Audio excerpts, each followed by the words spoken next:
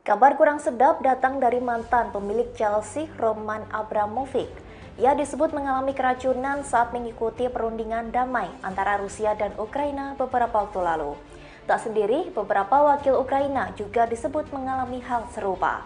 Sementara itu, baru-baru ini Angkatan Udara Rusia kembali menghancurkan pos komando Angkatan Bersenjata Ukraina. Bahkan serangan itu dilakukan dari jarak 7.000 meter. Lalu untuk mengetahui update informasi seputar invasi Rusia ke Ukraina, berikut informasinya untuk Anda.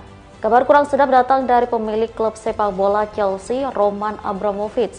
Ia disebut mengalami keracunan saat mengikuti perundingan damai antara Rusia dan Ukraina beberapa waktu lalu. Tak sendiri, beberapa wakil Ukraina juga disebut mengalami hal serupa. Kabar keracunan itu disampaikan langsung oleh orang dekat Roman Abramovich. Dikatakannya Abramovich menunjukkan tanda-tanda sebagaimana yang dialami orang-orang yang keracunan. Mulai dari inflamasi di beberapa bagian tubuh, mata nyeri, dan kulit mengelupas. Tak sendirian, beberapa wakil Ukraina juga mengalami indikasi serupa.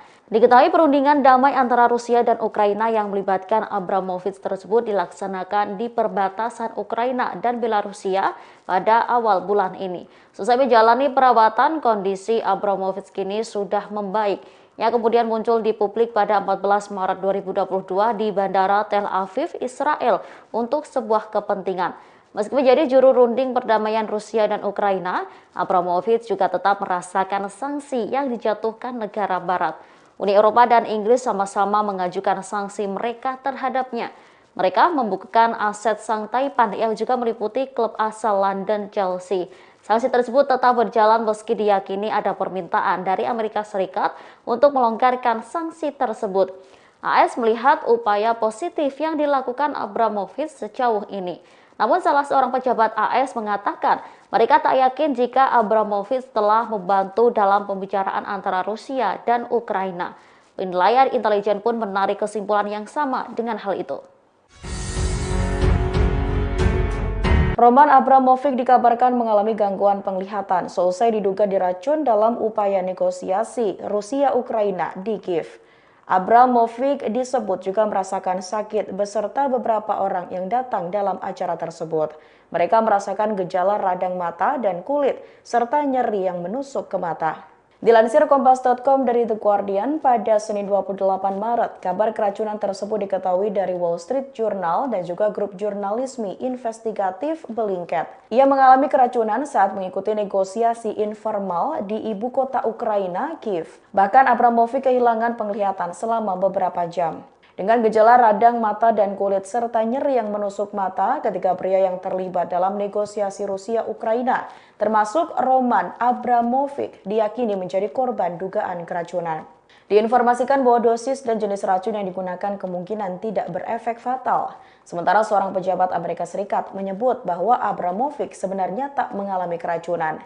Ia disebut mengalami hal tersebut hanya karena faktor lingkungan, bukan keracunan. Hal itu diungkapkan oleh pejabat kantor kepresidenan Ukraina, Ihor Zovko.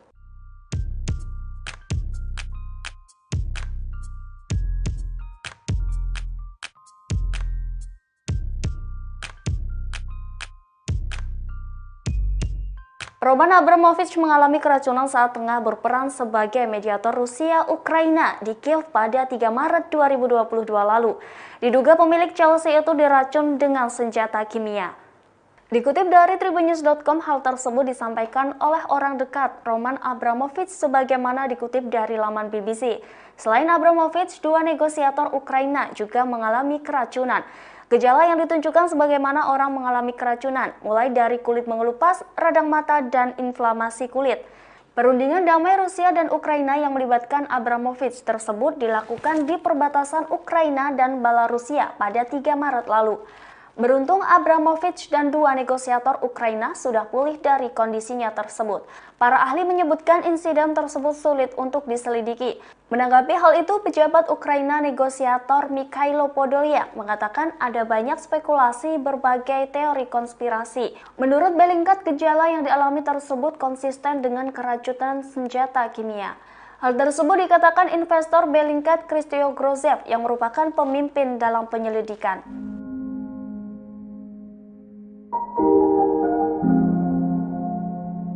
Sosok Roman Abramovich kini kembali disorot lantaran dikabarkan mengalami keracunan seusai perundingan dengan pihak Rusia di Kiev. Ia dilaporkan diracuni dan dibiarkan dengan kondisi memprihatinkan. Tak hanya Abramovich, negosiator Ukraina pun mengalami hal serupa. Roman Abramovich adalah pria yang lahir di Saratov, Rusia pada 24 Oktober 1966. Roman Abramovich atau Roman Arkadevich Abramovich adalah miliarder, pengusaha, investor, dan politisi keturunan Israel.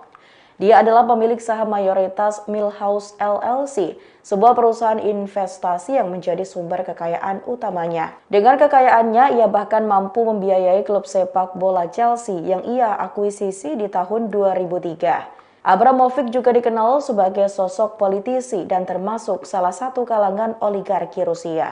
Kekayaannya diperkirakan mencapai 12,4 miliar dolar Amerika Serikat atau sekitar 178 triliun rupiah di tahun 2022. Hal tersebut membuatnya dinobatkan sebagai orang terkaya nomor 11 di Rusia serta masuk daftar orang terkaya ke-142 di dunia. Kini namanya kembali disorot lantaran ia diketahui mengalami keracunan saat perundingan perdamaian antara Rusia dan Ukraina. Abramovich diduga telah diracuni oleh kelompok garis keras dari Moskow yang ingin menyabotase perundingan.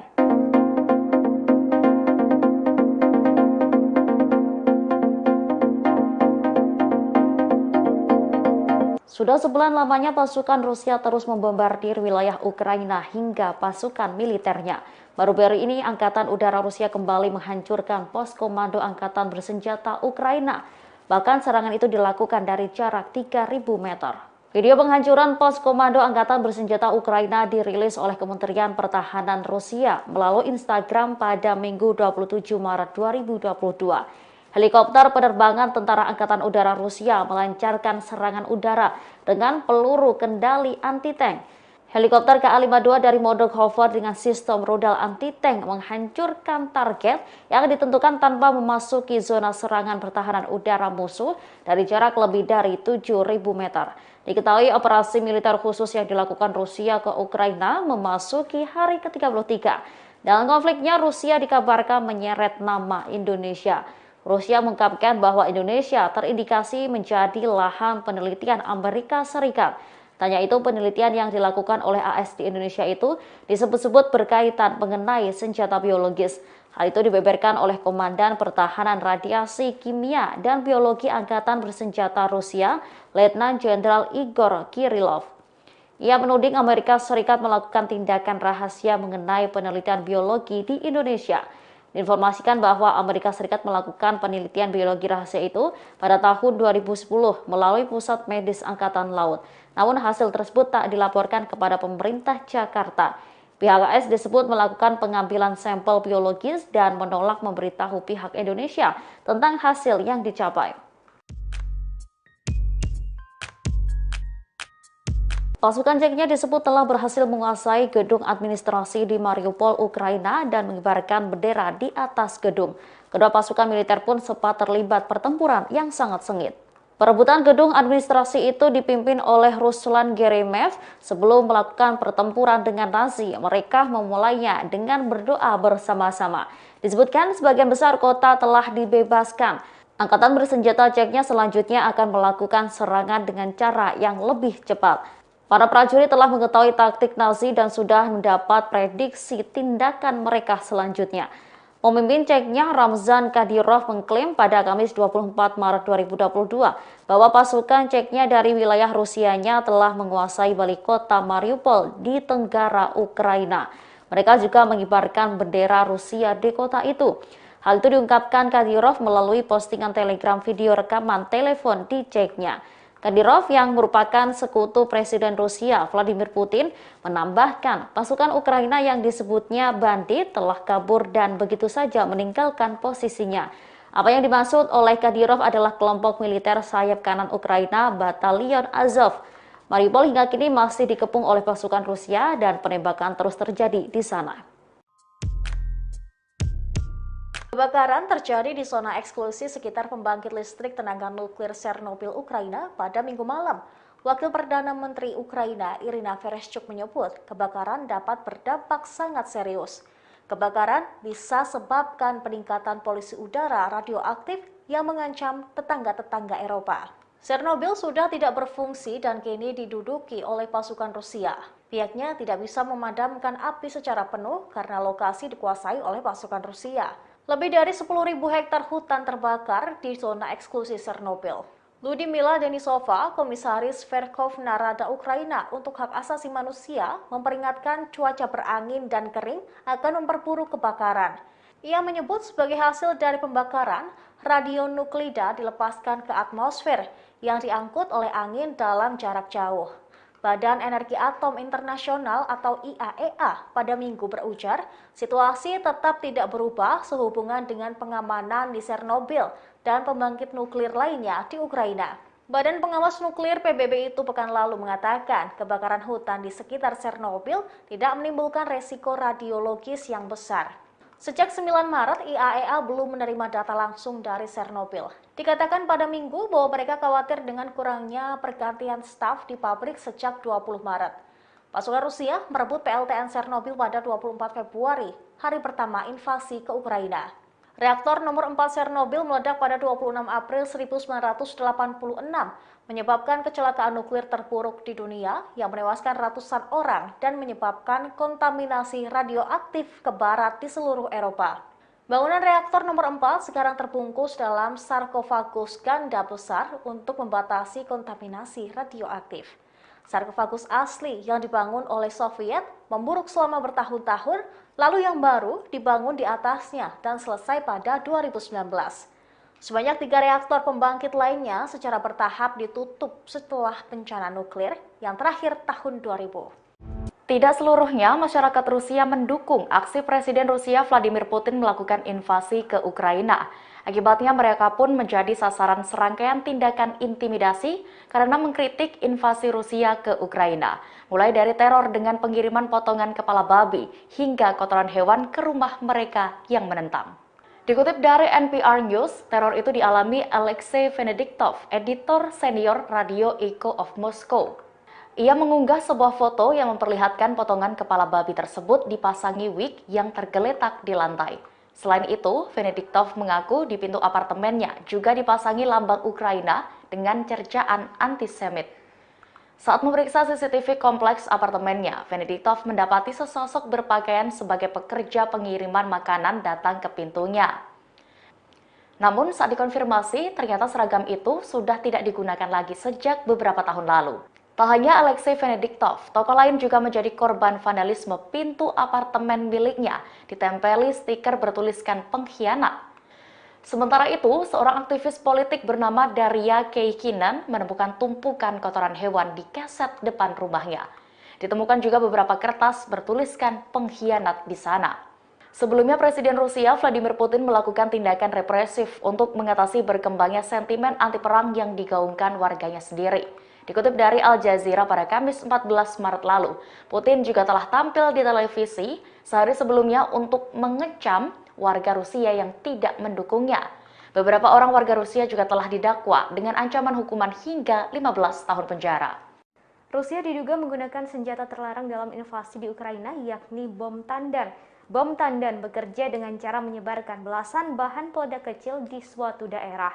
Ukraina mengklaim memiliki bukti penggunaan senjata terlarang itu. Bom tandan dilarang lantaran tak semua bahan peledak kecil akan langsung meledak.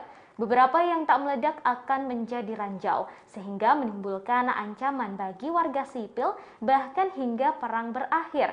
Kelompok-kelompok seperti Amnesty International dan Human Rights Watch mengatakan mereka telah mengumpulkan bukti penggunaan bom tandan di daerah-daerah warga sipil di Ukraina.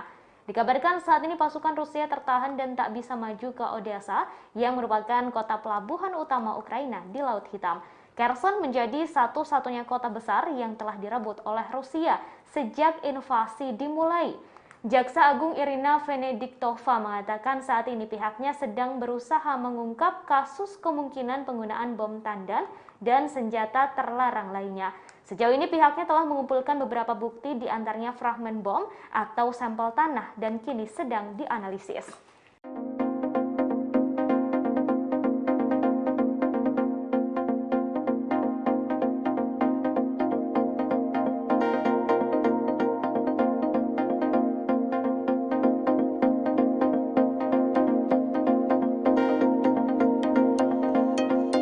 Seorang wanita yang diduga merupakan penembak jitu atau sniper Rusia ditangkap oleh pasukan militer Ukraina. Sosok wanita bernama Irina Starikova ini berada di Ukraina karena ditinggalkan begitu saja oleh rekan-rekannya dalam keadaan terluka.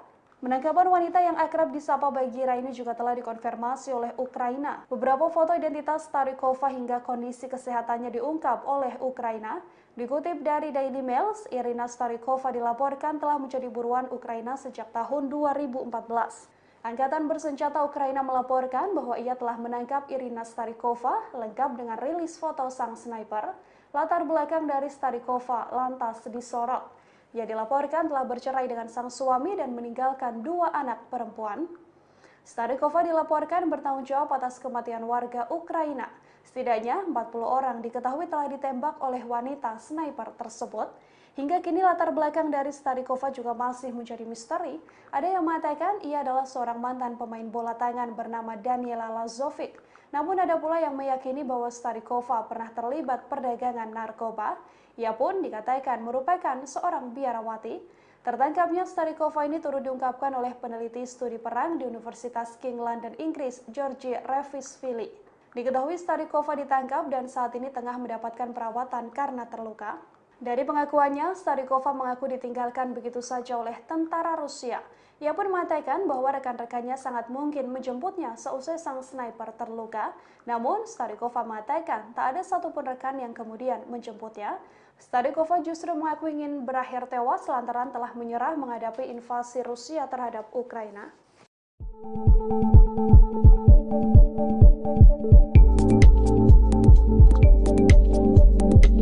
Pasukan militer Ukraina menangkap seorang sniper wanita dari pasukan Rusia. Wanita sniper tersebut dikabarkan telah membunuh setidaknya 40 orang, termasuk diantaranya adalah warga sipil tak bersalah. Dikutip dari Daily Mail, wanita bernama Irina Starikova ini mengaku membunuh warga Ukraina seusai ditinggalkan oleh rekan-rekannya di medan perang. Tertangkapnya Starikova ini turut diungkapkan oleh peneliti studi perang di Universitas King London, Inggris, Georgi Revishvili. Diketahui Starikova ditangkap dan saat ini tengah mendapatkan perawatan karena terluka. Dalam pengakuannya, Starikova mengakui ditinggalkan begitu saja oleh tentara Rusia. Ia pun mengaku bahwa rekan-rekannya sangat mungkin menjemputnya seusai sang sniper terluka. Namun, Starikova menyebut tak ada satupun rekan yang menjemputnya. Starikova justru mengaku ingin berakhir tewas lantaran telah menyerah menghadapi perang. Starikova bergabung dengan pasukan pro-Rusia di Donetsk pada 2014. Saat itu ia telah berperang melawan Ukraina. Dilaporkan pula bahwa Irina sendiri sudah diburu Ukraina sejak tahun 2014 silam. Namun latar belakang Irina Starikova sendiri hingga kini masih menjadi misteri. Ada yang menyebut ia adalah seorang biarawati, namun ada pula yang mengatakan bahwa penembak jitu tersebut adalah mantan atlet bola tangan.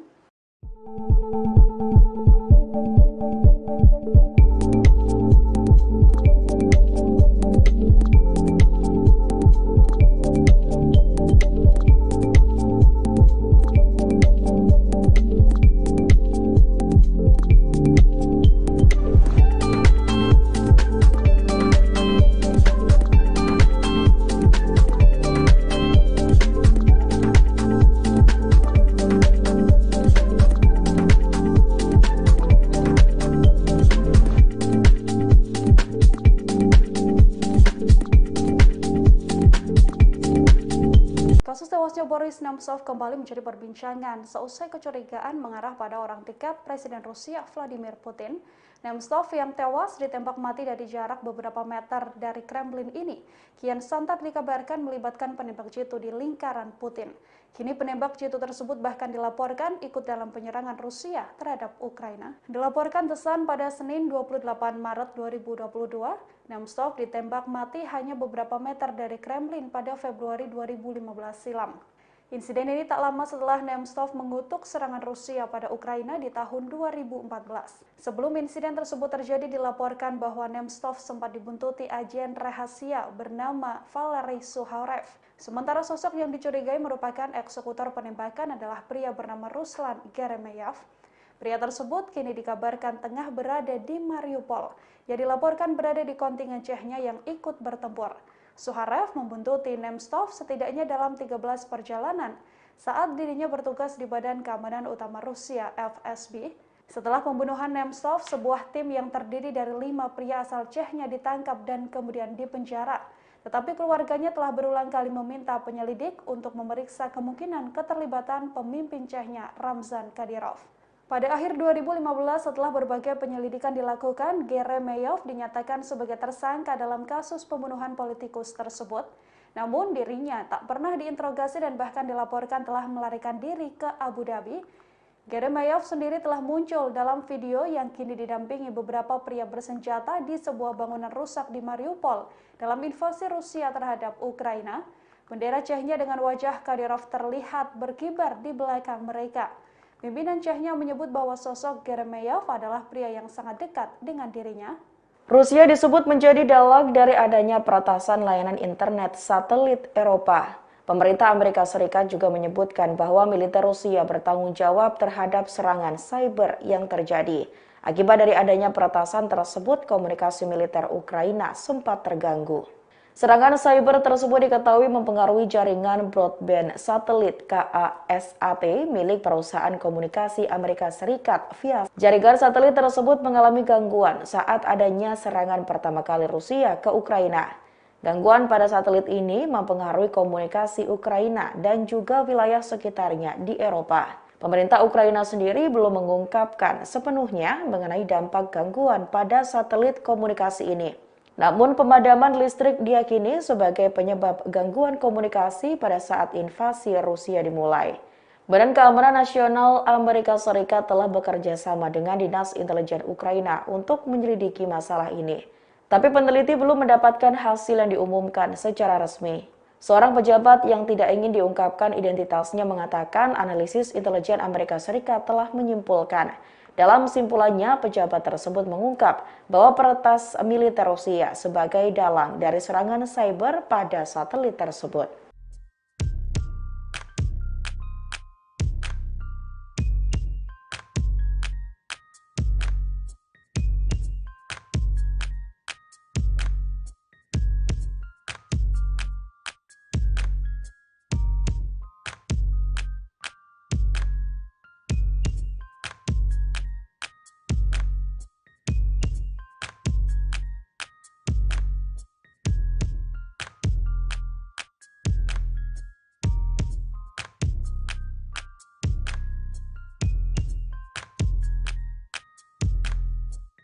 Pimpinan tertinggi Chechnya Ramzan Kadyrov dikabarkan tiba di kota Mariupol, Ukraina Selatan. Pimpinan Chechnya itu dikabarkan datang untuk memberikan taktik baru pada prajurit. Bahkan dilaporkan pimpinan tersebut bertemu dengan Letnan Jenderal Andrei Morfikov yang sebelumnya telah dilaporkan tewas. Dikutip dari Kompas.com, prajurit Chechnya diketahui ikut bertempur dalam kampanye militer Rusia di wilayah Ukraina. Menteri Politik Nasional Chechnya, Ahmad Dudayev, menyebutkan Ramzan Kadyrov telah berada di Mariupol dan memberikan semangat secara langsung pada para prajurit. Berdasarkan pemberitaan kantor berita Rusia RIA Novosti, tampak Kadyrov bersama dengan anggota parlemen Adam Delimkanov dan juga lebih dari 20 prajurit Chechnya. Tampak pula seorang anak laki-laki berada di antara mereka di sebuah ruangan terang dan terlihat terpasang bendera Rusia. Berdasarkan keterangan Dudayev, Kadyrov telah dipromosikan Presiden Rusia Vladimir Putin untuk naik pangkat menjadi Letnan Jenderal. Kadyrov selama ini bertugas di Garda Nasional sebelum akhirnya berpangkat Jenderal Mayor. Bahkan yang kemudian membuat heboh saat kedatangan Kadyrov, yakni potret sang pimpinan Chechnya itu bertemu seorang pria.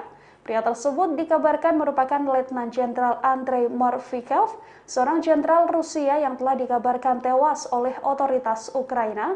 Pada RIA Novosti, Dudayev menyebutkan Kadyrov bertemu Morfisov dan juga komandan-komandan lain. Munculnya Morfisov ini kemudian menimbulkan tanda tanya besar.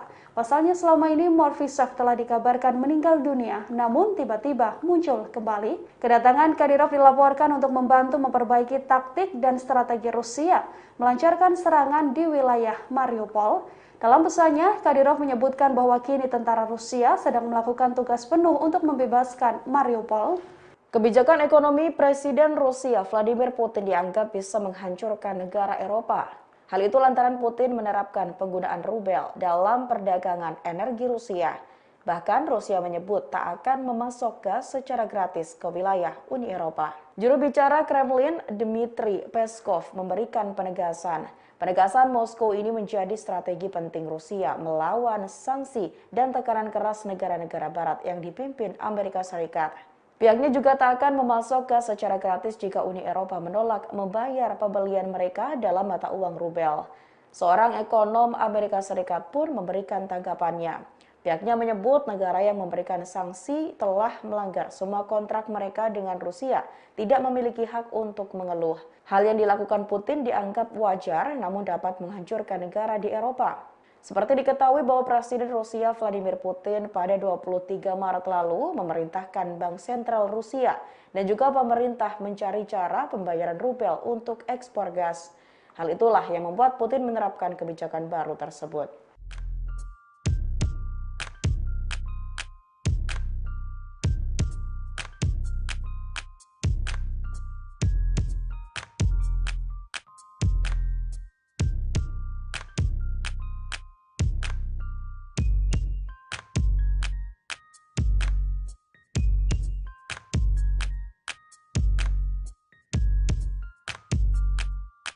.160.000 warga sipil di Mariupol dikabarkan dikepung oleh pasukan militer Rusia. Mereka terperangkap dengan kondisi yang memprihatinkan, bahkan banyak yang meminta pertolongan untuk segera dilakukan evakuasi. Dikutip dari laman Ukrinform, pada Senin 28 Maret, Wali Kota Mariupol, Vadim Boysenko, membenarkan adanya ratusan ribu orang terperangkap. Ia mengklaim bahwa kini kota Mariupol sudah tak layak untuk dihuni. Bahkan di kota tersebut sudah tak tersedia air, listrik, hingga alat komunikasi. Perlakuan yang mengepung Mariupol disebut merupakan salah satu bentuk penghinaan Rusia terhadap kota tersebut. Ia juga menegaskan bahwa warga Mariupol perlu dievakuasi dan harapan ini tak pernah pupus. Seperti mayoritas warga Ukraina, Boysenko mengatakan harapannya bahwa rekan dan mitra Eropa akan membantu mengatur evakuasi warga sipil di Mariupol. Presiden Ukraina Volodymyr Zelensky merasa kesal setelah 1 bulan menunggu bantuan senjata dari Barat. Diketahui beberapa negara telah berjanji untuk mengirim rudal anti-tank dan anti-pesawat serta senjata ringan. Namun hingga kini Zelensky mengklaim pihaknya tidak mendapatkan apa yang mereka butuhkan. Padahal Zelensky menyebut Ukraina hanya membutuhkan 1% pesawat tempur dan 1% tank NATO. Tapi hingga 31 hari sudah pihaknya menunggu bantuan itu tak kunjung datang. Dikutip dari Reuters, Zelensky juga telah berulang kali berpendapat Rusia akan berusaha untuk memperluas lebih jauh ke Eropa jika Ukraina jatuh. Karena itu ia pun menyarankan dibuat peraturan zona larangan terbang di atas Ukraina. Namun NATO menolak seruannya secara mentah-mentah dengan alasan akan memicu perang yang lebih luas. Zelensky pun kesal dan berujar tidak mungkin menghentikan serangan Rusia di kota Mariupol yang terkepung tanpa cukup tank, kendaraan lapis baja, dan pesawat tempur. Atas belum datangnya bantuan tersebut, Presiden Ukraina itu pun juga mempertanyakan sikap Barat. Zelensky bahkan menyebut apakah Barat ternyata masih benar-benar takut dengan Moskow dan merasa terintimidasi. Terakhir, Zelensky kembali menuntut agar negara-negara Barat memberikan sebagian kecil dari perangkat militer mereka. Menurutnya ini bukan hanya untuk kebebasan Ukraina, tetapi juga untuk Eropa.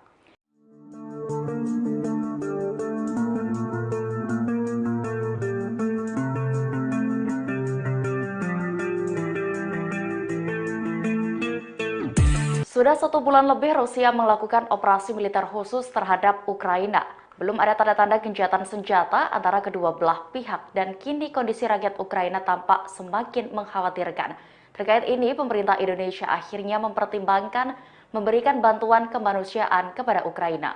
Rencana ini dibahas Menteri Luar Negeri Republik Indonesia Retno Marsudi saat bertemu dengan Wakil Menlu Ukraina Emin Zaparova di Doha, Qatar. Retno mengatakan fokus bahasan dengan Emin lebih kepada situasi kemanusiaan di Ukraina jika perang terus berlanjut.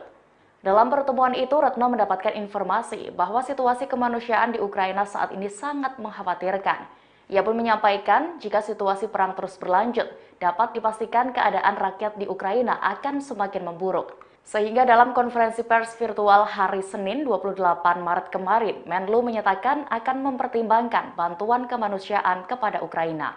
Retno menjelaskan isu Ukraina memang menjadi salah satu yang menonjol dibahas dalam pertemuan dengan berbagai pihak dari negara lain. Konsultasi dengan beberapa negara anggota G20 juga terus dilakukan, terlebih Indonesia menjadi tuan rumah KTT. Meski Ukraina bukan anggota G20, namun diketahui situasi ini membawa dampak yang sangat besar bagi semua negara di dunia. Sebagai informasi, invasi Rusia ke Ukraina telah memasuki hari ke-33 pada Senin 28 Maret kemarin. Kepala Intelijen Militer Ukraina menyebut Putin berusaha untuk membagi Ukraina menjadi dua. Putin disebut membuat strategi meniru pembagian pasca perang antara Korea Utara dan Selatan. Bahwa situasi di Ukraina saat ini menjadi pengingat kita semua untuk secara lebih hati-hati mengelola kawasan Indo-Pasifik. Tentunya, penghormatan terhadap hukum internasional harus menjadi komitmen semua pihak agar kawasan Indo-Pasifik tetap menjadi kawasan damai, stabil, dan sejahtera. Semua orang paham bahwa situasi di Ukraina membawa dampak yang sangat besar bagi semua negara, bagi semua kegiatan yang dilakukan semua negara dunia, termasuk G20. Oleh karena itu, presidensi G20 terus melakukan konsultasi, mendengarkan semua pandangan dan saran, sambil terus mengingatkan harapan dunia terhadap G20 yang menginginkan G20 dapat menjadi katalis bagi pemulihan pandemi dan pemulihan ekonomi. Karena saya juga berkesempatan bertemu dengan Wakil Menteri Luar Negeri Ukraina, Emine Zaparova. Mohon maaf. Fokus bahasan lebih kepada situasi kemanusiaan di Ukraina yang memang sangat mengkhawatirkan. Jika perang terus berlanjut, sudah dapat dipastikan situasi kemanusiaan akan semakin memburuk. Dan mempertimbangkan adanya kondisi kemanusiaan yang mendesak,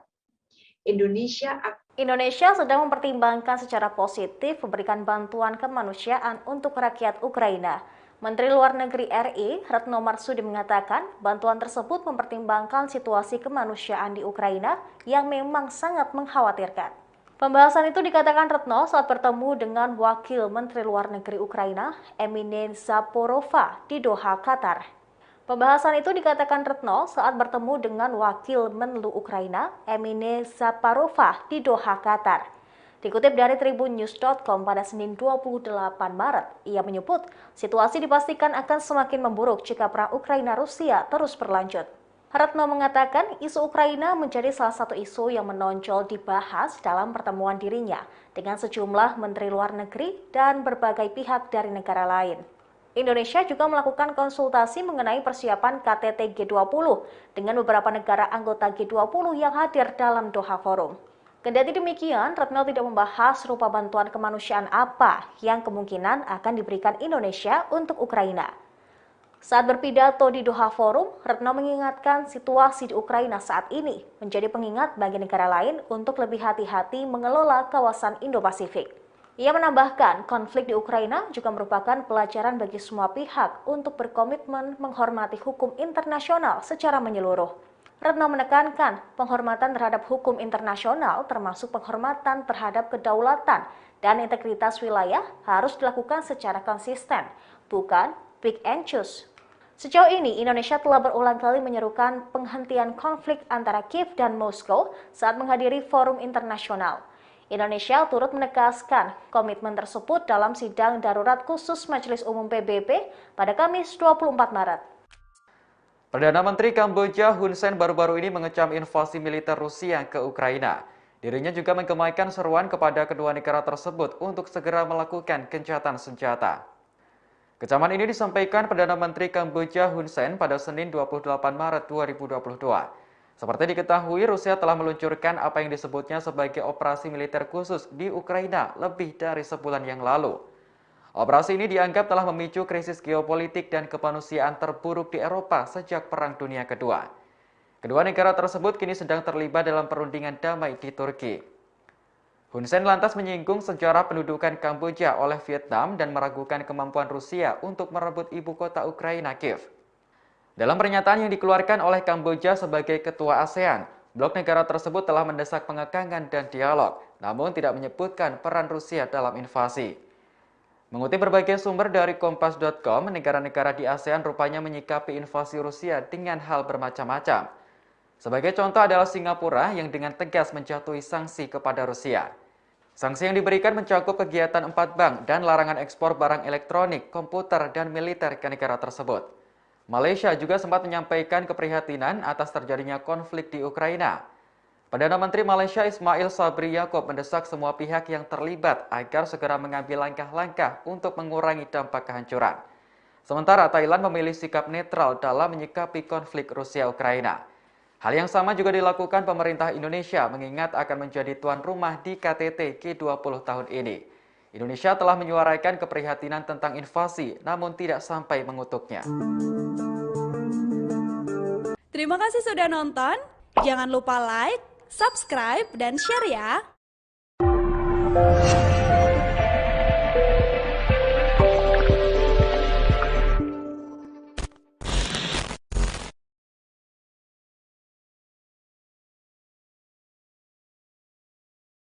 Kabar kurang sedap datang dari mantan pemilik Chelsea, Roman Abramovich.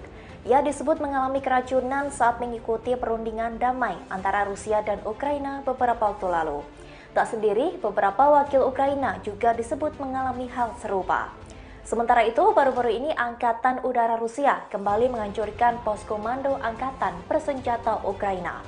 Bahkan serangan itu dilakukan dari jarak 7.000 meter.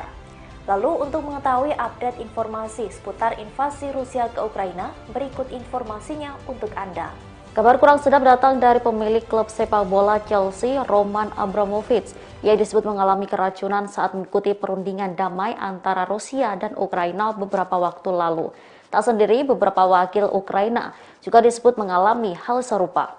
Kabar keracunan itu disampaikan langsung oleh orang dekat Roman Abramovich. Dikatakannya Abramovich menunjukkan tanda-tanda sebagaimana yang dialami orang-orang yang keracunan. Mulai dari inflamasi di beberapa bagian tubuh, mata nyeri, dan kulit mengelupas.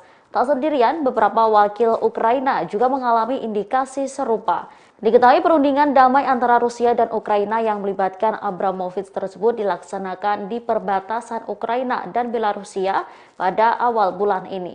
Selesai menjalani perawatan, kondisi Abramovich kini sudah membaik. Ia kemudian muncul di publik pada 14 Maret 2022 di Bandara Tel Aviv, Israel untuk sebuah kepentingan. Meski menjadi juru runding perdamaian Rusia dan Ukraina, Abramovich juga tetap merasakan sanksi yang dijatuhkan negara barat. Uni Eropa dan Inggris sama-sama mengajukan sanksi mereka terhadapnya. Mereka membukukan aset sang Taipan yang juga meliputi klub asal London Chelsea. Sanksi tersebut tetap berjalan meski diyakini ada permintaan dari Amerika Serikat untuk melonggarkan sanksi tersebut. AS melihat upaya positif yang dilakukan Abramovich sejauh ini. Namun salah seorang pejabat AS mengatakan mereka tak yakin jika Abramovich telah membantu dalam pembicaraan antara Rusia dan Ukraina. Penilaian intelijen pun menarik kesimpulan yang sama dengan hal itu. Roman Abramovich dikabarkan mengalami gangguan penglihatan seusai diduga diracun dalam upaya negosiasi Rusia-Ukraina di Kiev. Abramovich disebut juga merasakan sakit beserta beberapa orang yang datang dalam acara tersebut. Mereka merasakan gejala radang mata dan kulit, serta nyeri yang menusuk ke mata. Dilansir Kompas.com dari The Guardian pada Senin 28 Maret, kabar keracunan tersebut diketahui dari Wall Street Journal dan juga grup jurnalisme investigatif Bellingcat. Ia mengalami keracunan saat mengikuti negosiasi informal di ibu kota Ukraina, Kiev. Bahkan Abramovich kehilangan penglihatan selama beberapa jam. Dengan gejala radang mata dan kulit serta nyeri yang menusuk mata, ketiga pria yang terlibat dalam negosiasi Rusia-Ukraina, termasuk Roman Abramovich, diyakini menjadi korban dugaan keracunan. Diinformasikan bahwa dosis dan jenis racun yang digunakan kemungkinan tidak berefek fatal. Sementara seorang pejabat Amerika Serikat menyebut bahwa Abramovich sebenarnya tak mengalami keracunan. Ia disebut mengalami hal tersebut hanya karena faktor lingkungan, bukan keracunan. Hal itu diungkapkan oleh pejabat kantor kepresidenan Ukraina, Ihor Zovko.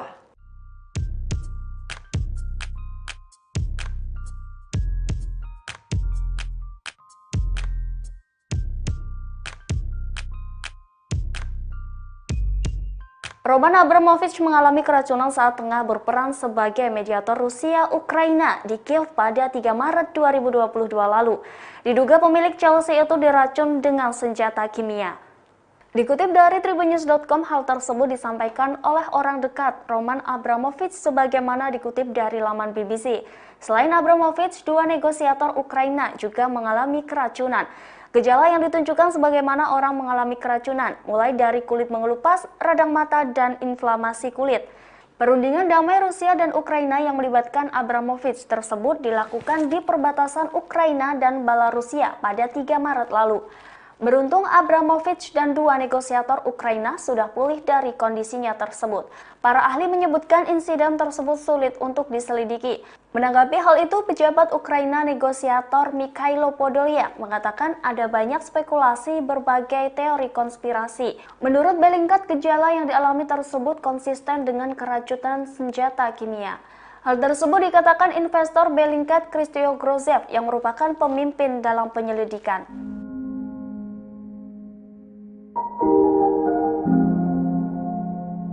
Sosok Roman Abramovich kini kembali disorot lantaran dikabarkan mengalami keracunan seusai perundingan dengan pihak Rusia di Kiev. Ia dilaporkan diracuni dan dibiarkan dengan kondisi memprihatinkan. Tak hanya Abramovich, negosiator Ukraina pun mengalami hal serupa. Roman Abramovich adalah pria yang lahir di Saratov, Rusia pada 24 Oktober 1966. Roman Abramovich atau Roman Arkadevich Abramovich adalah miliarder, pengusaha, investor, dan politisi keturunan Israel. Dia adalah pemilik saham mayoritas Millhouse LLC, sebuah perusahaan investasi yang menjadi sumber kekayaan utamanya. Dengan kekayaannya, ia bahkan mampu membiayai klub sepak bola Chelsea yang ia akuisisi di tahun 2003. Abramovich juga dikenal sebagai sosok politisi dan termasuk salah satu kalangan oligarki Rusia. Kekayaannya diperkirakan mencapai 12,4 miliar dolar Amerika Serikat atau sekitar 178 triliun rupiah di tahun 2022. Hal tersebut membuatnya dinobatkan sebagai orang terkaya nomor 11 di Rusia serta masuk daftar orang terkaya ke-142 di dunia. Kini namanya kembali disorot lantaran ia diketahui mengalami keracunan saat perundingan perdamaian antara Rusia dan Ukraina. Abramovich diduga telah diracuni oleh kelompok garis keras dari Moskow yang ingin menyabotase perundingan.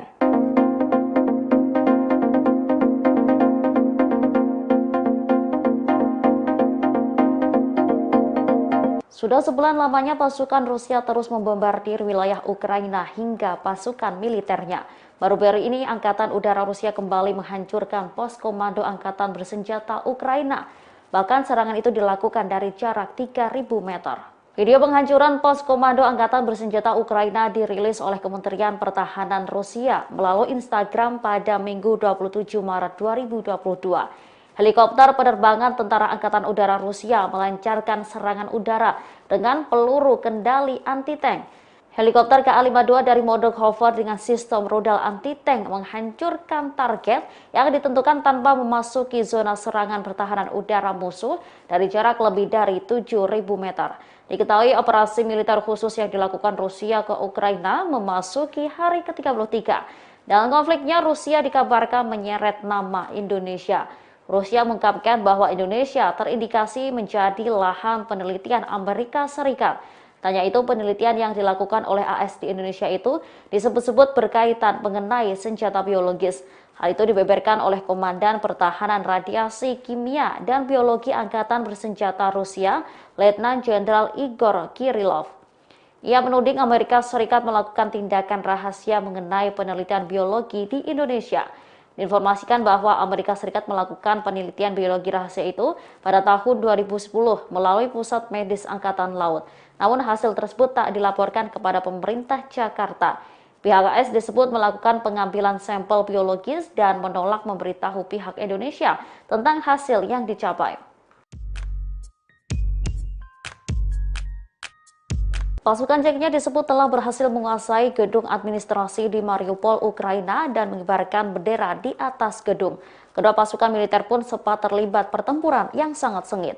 Perebutan gedung administrasi itu dipimpin oleh Ruslan Geremev. Sebelum melakukan pertempuran dengan Nazi, mereka memulainya dengan berdoa bersama-sama. Disebutkan sebagian besar kota telah dibebaskan. Angkatan bersenjata Ceknya selanjutnya akan melakukan serangan dengan cara yang lebih cepat. Para prajurit telah mengetahui taktik Nazi dan sudah mendapat prediksi tindakan mereka selanjutnya. Pemimpin Ceknya Ramzan Kadyrov mengklaim pada Kamis 24 Maret 2022 bahwa pasukan Ceknya dari wilayah Rusianya telah menguasai balik kota Mariupol di tenggara Ukraina. Mereka juga mengibarkan bendera Rusia di kota itu. Hal itu diungkapkan Kadyrov melalui postingan Telegram video rekaman telepon di Ceknya. Kadyrov yang merupakan sekutu Presiden Rusia Vladimir Putin menambahkan pasukan Ukraina yang disebutnya bandit telah kabur dan begitu saja meninggalkan posisinya. Apa yang dimaksud oleh Kadyrov adalah kelompok militer sayap kanan Ukraina Batalion Azov. Mariupol hingga kini masih dikepung oleh pasukan Rusia dan penembakan terus terjadi di sana. Kebakaran terjadi di zona eksklusi sekitar pembangkit listrik tenaga nuklir Chernobyl, Ukraina pada Minggu malam. Wakil Perdana Menteri Ukraina Irina Vereshchuk menyebut kebakaran dapat berdampak sangat serius. Kebakaran bisa sebabkan peningkatan polusi udara radioaktif yang mengancam tetangga-tetangga Eropa. Chernobyl sudah tidak berfungsi dan kini diduduki oleh pasukan Rusia. Pihaknya tidak bisa memadamkan api secara penuh karena lokasi dikuasai oleh pasukan Rusia. Lebih dari 10.000 hektar hutan terbakar di zona eksklusi Chernobyl. Ludmila Denisova, Komisaris Verkhovna Rada Ukraina untuk Hak Asasi Manusia, memperingatkan cuaca berangin dan kering akan memperburuk kebakaran. Ia menyebut sebagai hasil dari pembakaran, radionuklida dilepaskan ke atmosfer yang diangkut oleh angin dalam jarak jauh. Badan Energi Atom Internasional atau IAEA pada Minggu berujar, situasi tetap tidak berubah sehubungan dengan pengamanan di Chernobyl dan pembangkit nuklir lainnya di Ukraina. Badan Pengawas Nuklir PBB itu pekan lalu mengatakan kebakaran hutan di sekitar Chernobyl tidak menimbulkan resiko radiologis yang besar. Sejak 9 Maret, IAEA belum menerima data langsung dari Chernobyl. Dikatakan pada Minggu bahwa mereka khawatir dengan kurangnya pergantian staf di pabrik sejak 20 Maret. Pasukan Rusia merebut PLTN Chernobyl pada 24 Februari, hari pertama invasi ke Ukraina. Reaktor nomor 4 Chernobyl meledak pada 26 April 1986, menyebabkan kecelakaan nuklir terburuk di dunia yang menewaskan ratusan orang dan menyebabkan kontaminasi radioaktif ke barat di seluruh Eropa. Bangunan reaktor nomor 4 sekarang terbungkus dalam sarkofagus ganda besar untuk membatasi kontaminasi radioaktif. Sarkofagus asli yang dibangun oleh Soviet memburuk selama bertahun-tahun, lalu yang baru dibangun di atasnya dan selesai pada 2019. Sebanyak 3 reaktor pembangkit lainnya secara bertahap ditutup setelah bencana nuklir yang terakhir tahun 2000. Tidak seluruhnya masyarakat Rusia mendukung aksi Presiden Rusia Vladimir Putin melakukan invasi ke Ukraina. Akibatnya mereka pun menjadi sasaran serangkaian tindakan intimidasi karena mengkritik invasi Rusia ke Ukraina. Mulai dari teror dengan pengiriman potongan kepala babi hingga kotoran hewan ke rumah mereka yang menentang. Dikutip dari NPR News, teror itu dialami Alexei Venediktov, editor senior Radio Echo of Moscow. Ia mengunggah sebuah foto yang memperlihatkan potongan kepala babi tersebut dipasangi wig yang tergeletak di lantai. Selain itu, Venediktov mengaku di pintu apartemennya juga dipasangi lambang Ukraina dengan cercaan antisemit. Saat memeriksa CCTV kompleks apartemennya, Venediktov mendapati sesosok berpakaian sebagai pekerja pengiriman makanan datang ke pintunya. Namun saat dikonfirmasi, ternyata seragam itu sudah tidak digunakan lagi sejak beberapa tahun lalu. Tak hanya Alexei Venediktov, tokoh lain juga menjadi korban vandalisme pintu apartemen miliknya, ditempeli stiker bertuliskan pengkhianat. Sementara itu, seorang aktivis politik bernama Daria Keikinen menemukan tumpukan kotoran hewan di keset depan rumahnya. Ditemukan juga beberapa kertas bertuliskan pengkhianat di sana. Sebelumnya, Presiden Rusia Vladimir Putin melakukan tindakan represif untuk mengatasi berkembangnya sentimen anti-perang yang digaungkan warganya sendiri. Dikutip dari Al Jazeera pada Kamis 14 Maret lalu, Putin juga telah tampil di televisi sehari sebelumnya untuk mengecam warga Rusia yang tidak mendukungnya. Beberapa orang warga Rusia juga telah didakwa dengan ancaman hukuman hingga 15 tahun penjara. Rusia diduga menggunakan senjata terlarang dalam invasi di Ukraina, yakni bom tandan. Bom tandan bekerja dengan cara menyebarkan belasan bahan peledak kecil di suatu daerah. Ukraina mengklaim memiliki bukti penggunaan senjata terlarang itu. Bom tandan dilarang lantaran tak semua bahan peledak kecil akan langsung meledak. Beberapa yang tak meledak akan menjadi ranjau, sehingga menimbulkan ancaman bagi warga sipil, bahkan hingga perang berakhir. Kelompok-kelompok seperti Amnesty International dan Human Rights Watch mengatakan mereka telah mengumpulkan bukti penggunaan bom tandan di daerah-daerah warga sipil di Ukraina. Dikabarkan saat ini pasukan Rusia tertahan dan tak bisa maju ke Odessa yang merupakan kota pelabuhan utama Ukraina di Laut Hitam. Kherson menjadi satu-satunya kota besar yang telah direbut oleh Rusia sejak invasi dimulai. Jaksa Agung Irina Venediktova mengatakan saat ini pihaknya sedang berusaha mengungkap kasus kemungkinan penggunaan bom tandan dan senjata terlarang lainnya. Sejauh ini pihaknya telah mengumpulkan beberapa bukti, di antaranya fragmen bom atau sampel tanah, dan kini sedang dianalisis.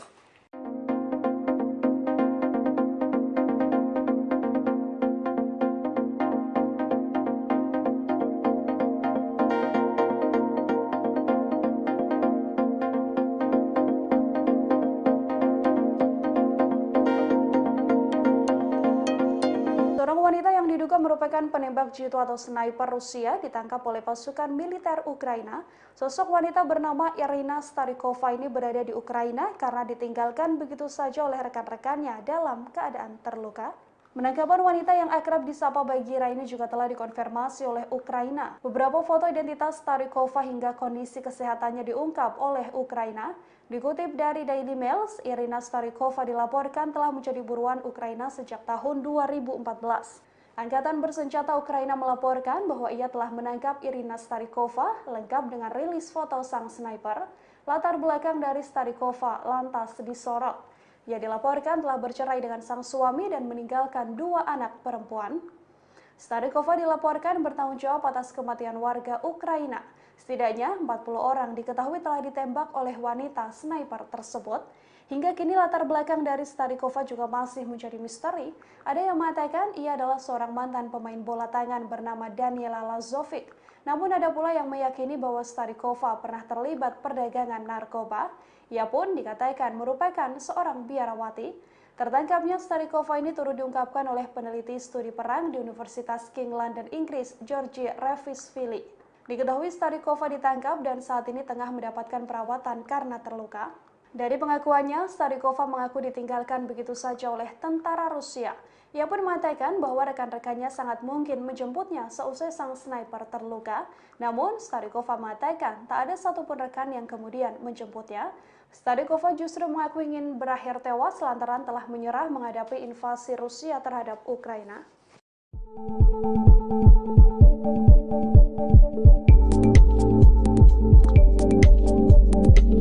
Pasukan militer Ukraina menangkap seorang sniper wanita dari pasukan Rusia. Wanita sniper tersebut dikabarkan telah membunuh setidaknya 40 orang, termasuk diantaranya adalah warga sipil tak bersalah. Dikutip dari Daily Mail, wanita bernama Irina Starikova ini mengaku membunuh warga Ukraina seusai ditinggalkan oleh rekan-rekannya di medan perang. Tertangkapnya Starikova ini turut diungkapkan oleh peneliti studi perang di Universitas King London, Inggris, Georgi Revishvili. Diketahui Starikova ditangkap dan saat ini tengah mendapatkan perawatan karena terluka. Dalam pengakuannya, Starikova mengakui ditinggalkan begitu saja oleh tentara Rusia. Ia pun mengaku bahwa rekan-rekannya sangat mungkin menjemputnya seusai sang sniper terluka. Namun, Starikova menyebut tak ada satupun rekan yang menjemputnya. Starikova justru mengaku ingin berakhir tewas lantaran telah menyerah menghadapi perang. Starikova bergabung dengan pasukan pro-Rusia di Donetsk pada 2014. Saat itu ia telah berperang melawan Ukraina. Dilaporkan pula bahwa Irina sendiri sudah diburu Ukraina sejak tahun 2014 silam. Namun latar belakang Irina Starikova sendiri hingga kini masih menjadi misteri. Ada yang menyebut ia adalah seorang biarawati, namun ada pula yang mengatakan bahwa penembak jitu tersebut adalah mantan atlet bola tangan.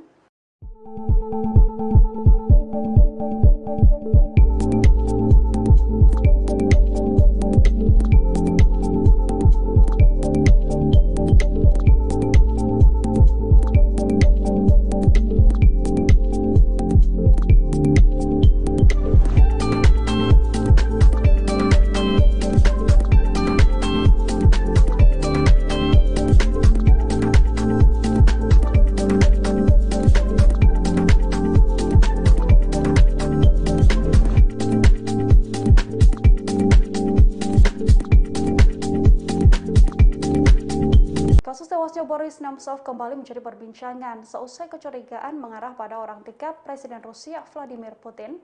Nemtsov yang tewas ditembak mati dari jarak beberapa meter dari Kremlin ini kian santer dikabarkan melibatkan penembak jitu di lingkaran Putin. Kini penembak jitu tersebut bahkan dilaporkan ikut dalam penyerangan Rusia terhadap Ukraina. Dilaporkan Desan pada Senin 28 Maret 2022, Nemtsov ditembak mati hanya beberapa meter dari Kremlin pada Februari 2015 silam. Insiden ini tak lama setelah Nemtsov mengutuk serangan Rusia pada Ukraina di tahun 2014. Sebelum insiden tersebut terjadi, dilaporkan bahwa Nemtsov sempat dibuntuti agen rahasia bernama Valery Suharev. Sementara sosok yang dicurigai merupakan eksekutor penembakan adalah pria bernama Ruslan Geremeyev. Pria tersebut kini dikabarkan tengah berada di Mariupol, yang dilaporkan berada di kontingen Chechnya yang ikut bertempur. Suharev membuntuti Nemtsov setidaknya dalam 13 perjalanan saat dirinya bertugas di Badan Keamanan Utama Rusia (FSB).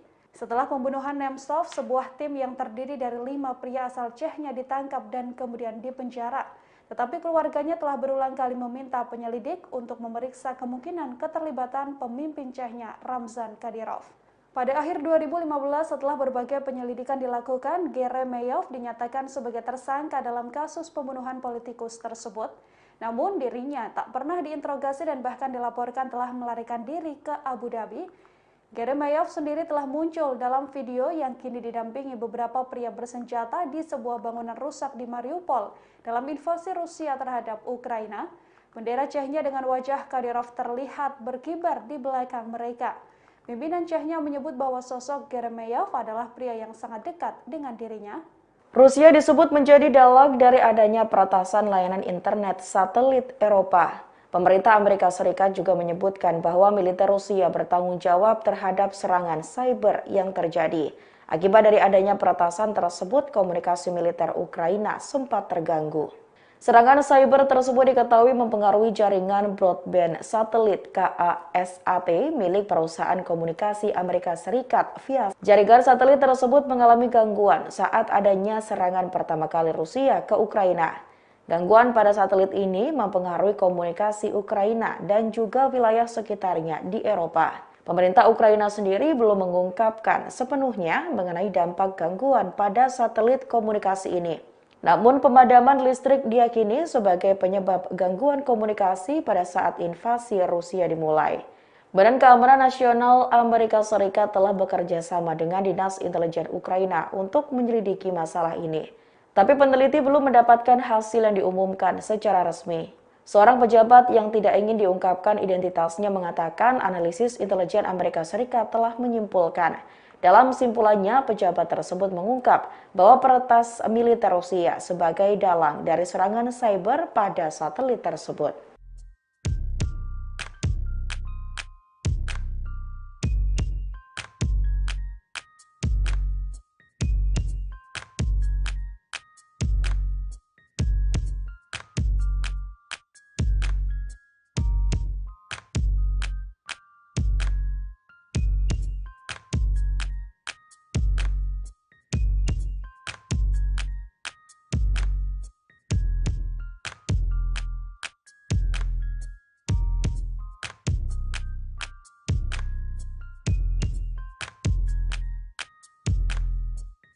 Pimpinan tertinggi Chechnya Ramzan Kadyrov dikabarkan tiba di kota Mariupol, Ukraina Selatan. Pimpinan Chechnya itu dikabarkan datang untuk memberikan taktik baru pada prajurit.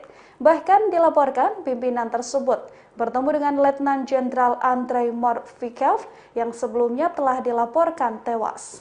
Dikutip dari Kompas.com, prajurit Chechnya diketahui ikut bertempur dalam kampanye militer Rusia di wilayah Ukraina.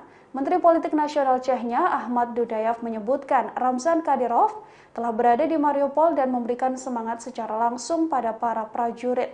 Berdasarkan pemberitaan kantor berita Rusia RIA Novosti, tampak Kadyrov bersama dengan anggota parlemen Adam Delimkanov dan juga lebih dari 20 prajurit Chechnya.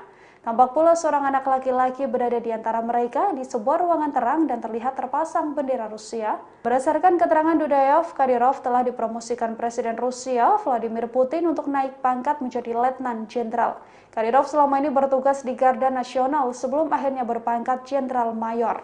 Bahkan yang kemudian membuat heboh saat kedatangan Kadyrov, yakni potret sang pimpinan Chechnya itu bertemu seorang pria. Pria tersebut dikabarkan merupakan Letnan Jenderal Andrei Morfikov, seorang jenderal Rusia yang telah dikabarkan tewas oleh otoritas Ukraina. Pada RIA Novosti, Dudayev menyebutkan Kadyrov bertemu Morfisov dan juga komandan-komandan lain. Munculnya Morfisov ini kemudian menimbulkan tanda tanya besar. Pasalnya selama ini Morfisov telah dikabarkan meninggal dunia, namun tiba-tiba muncul kembali. Kedatangan Kadyrov dilaporkan untuk membantu memperbaiki taktik dan strategi Rusia melancarkan serangan di wilayah Mariupol. Dalam pesannya, Kadyrov menyebutkan bahwa kini tentara Rusia sedang melakukan tugas penuh untuk membebaskan Mariupol. Kebijakan ekonomi Presiden Rusia Vladimir Putin dianggap bisa menghancurkan negara Eropa. Hal itu lantaran Putin menerapkan penggunaan rubel dalam perdagangan energi Rusia. Bahkan Rusia menyebut tak akan memasok gas secara gratis ke wilayah Uni Eropa. Juru bicara Kremlin Dmitry Peskov memberikan penegasan. Penegasan Moskow ini menjadi strategi penting Rusia melawan sanksi dan tekanan keras negara-negara barat yang dipimpin Amerika Serikat. Pihaknya juga tak akan memasok gas secara gratis jika Uni Eropa menolak membayar pembelian mereka dalam mata uang rubel. Seorang ekonom Amerika Serikat pun memberikan tanggapannya. Pihaknya menyebut negara yang memberikan sanksi telah melanggar semua kontrak mereka dengan Rusia, tidak memiliki hak untuk mengeluh. Hal yang dilakukan Putin dianggap wajar namun dapat menghancurkan negara di Eropa. Seperti diketahui bahwa Presiden Rusia Vladimir Putin pada 23 Maret lalu memerintahkan Bank Sentral Rusia dan juga pemerintah mencari cara pembayaran rubel untuk ekspor gas. Hal itulah yang membuat Putin menerapkan kebijakan baru tersebut.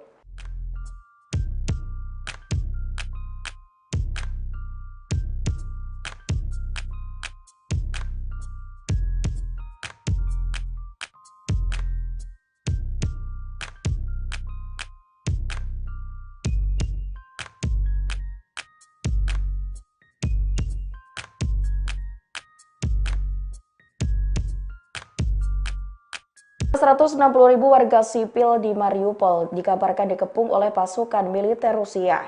Mereka terperangkap dengan kondisi yang memprihatinkan, bahkan banyak yang meminta pertolongan untuk segera dilakukan evakuasi. Dikutip dari laman Ukrinform, pada Senin 28 Maret, Wali Kota Mariupol, Vadim Boysenko, membenarkan adanya ratusan ribu orang terperangkap. Ia mengklaim bahwa kini kota Mariupol sudah tak layak untuk dihuni. Bahkan di kota tersebut sudah tak tersedia air, listrik, hingga alat komunikasi. Perlakuan yang mengepung Mariupol disebut merupakan salah satu bentuk penghinaan Rusia terhadap kota tersebut. Ia juga menegaskan bahwa warga Mariupol perlu dievakuasi dan harapan ini tak pernah pupus. Seperti mayoritas warga Ukraina, Boysenko mengatakan harapannya bahwa rekan dan mitra Eropa akan membantu mengatur evakuasi warga sipil di Mariupol. Presiden Ukraina Volodymyr Zelensky merasa kesal setelah 1 bulan menunggu bantuan senjata dari Barat. Diketahui beberapa negara telah berjanji untuk mengirim rudal anti-tank dan anti-pesawat serta senjata ringan. Namun hingga kini Zelensky mengklaim pihaknya tidak mendapatkan apa yang mereka butuhkan. Padahal Zelensky menyebut Ukraina hanya membutuhkan 1% pesawat tempur dan 1% tank NATO. Tapi hingga 31 hari sudah pihaknya menunggu bantuan itu tak kunjung datang. Dikutip dari Reuters, Zelensky juga telah berulang kali berpendapat Rusia akan berusaha untuk memperluas lebih jauh ke Eropa jika Ukraina jatuh. Karena itu ia pun menyarankan dibuat peraturan zona larangan terbang di atas Ukraina. Namun NATO menolak seruannya secara mentah-mentah dengan alasan akan memicu perang yang lebih luas. Zelensky pun kesal dan berujar tidak mungkin menghentikan serangan Rusia di kota Mariupol yang terkepung tanpa cukup tank, kendaraan lapis baja, dan pesawat tempur. Atas belum datangnya bantuan tersebut, Presiden Ukraina itu pun juga mempertanyakan sikap Barat. Zelensky bahkan menyebut apakah Barat ternyata masih benar-benar takut dengan Moskow dan merasa terintimidasi. Terakhir, Zelensky kembali menuntut agar negara-negara Barat memberikan sebagian kecil dari perangkat militer mereka. Menurutnya ini bukan hanya untuk kebebasan Ukraina, tetapi juga untuk Eropa.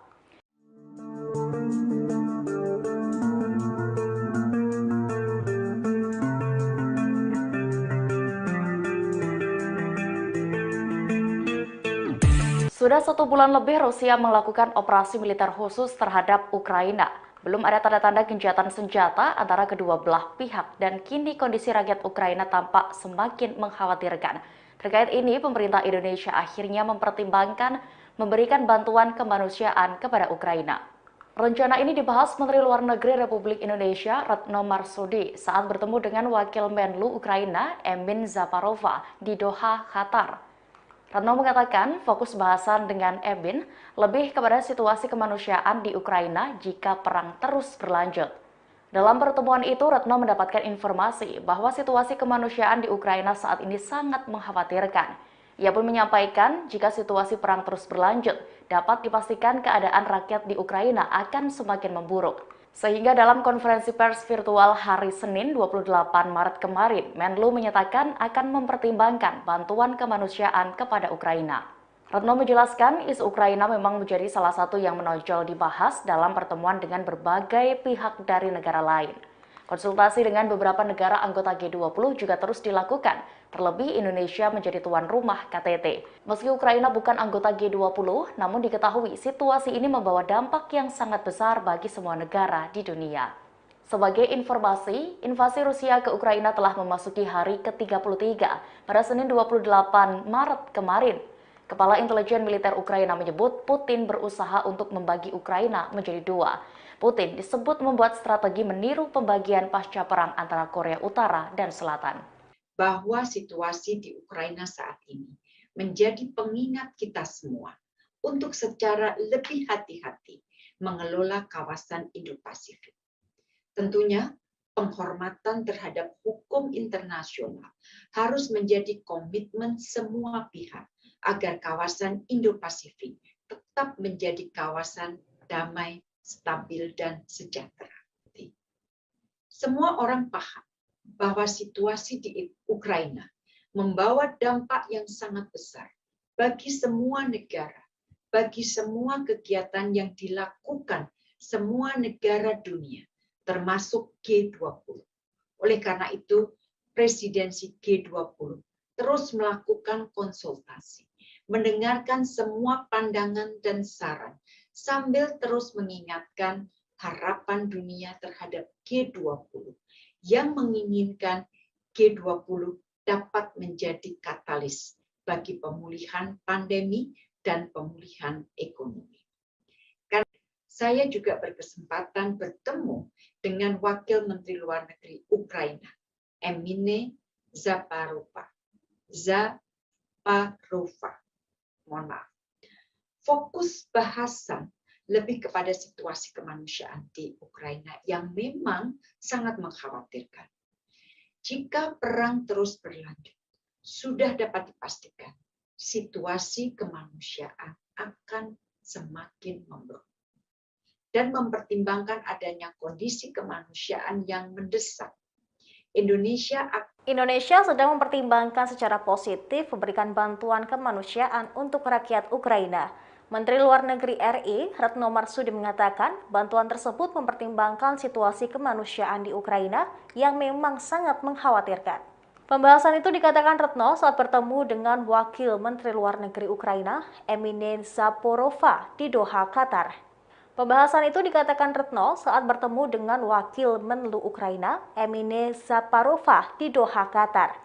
Dikutip dari tribunnews.com pada Senin 28 Maret, ia menyebut situasi dipastikan akan semakin memburuk jika perang Ukraina-Rusia terus berlanjut.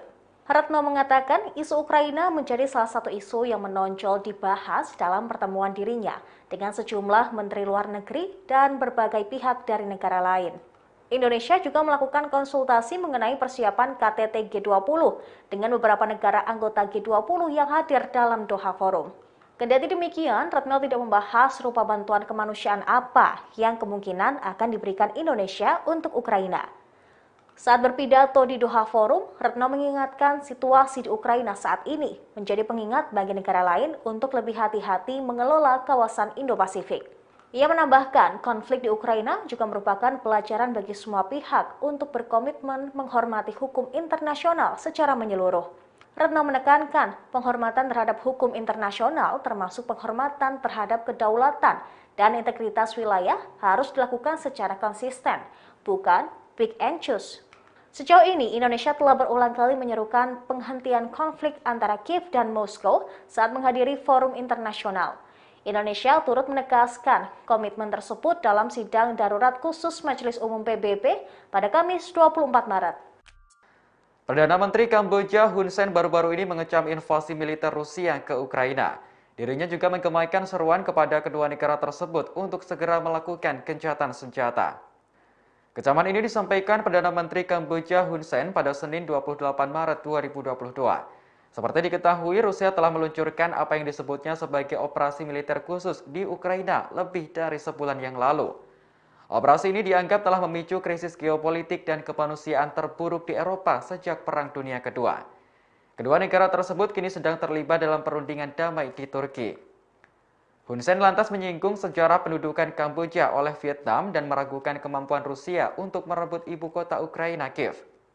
Dalam pernyataan yang dikeluarkan oleh Kamboja sebagai ketua ASEAN, blok negara tersebut telah mendesak pengekangan dan dialog, namun tidak menyebutkan peran Rusia dalam invasi. Mengutip berbagai sumber dari Kompas.com, negara-negara di ASEAN rupanya menyikapi invasi Rusia dengan hal bermacam-macam. Sebagai contoh adalah Singapura yang dengan tegas menjatuhi sanksi kepada Rusia. Sanksi yang diberikan mencakup kegiatan 4 bank dan larangan ekspor barang elektronik, komputer, dan militer ke negara tersebut. Malaysia juga sempat menyampaikan keprihatinan atas terjadinya konflik di Ukraina. Perdana Menteri Malaysia Ismail Sabri Yaakob mendesak semua pihak yang terlibat agar segera mengambil langkah-langkah untuk mengurangi dampak kehancuran. Sementara Thailand memilih sikap netral dalam menyikapi konflik Rusia-Ukraina. Hal yang sama juga dilakukan pemerintah Indonesia mengingat akan menjadi tuan rumah di KTT G20 tahun ini. Indonesia telah menyuarakan keprihatinan tentang invasi namun tidak sampai mengutuknya. Terima kasih sudah nonton. Jangan lupa like, subscribe, dan share ya.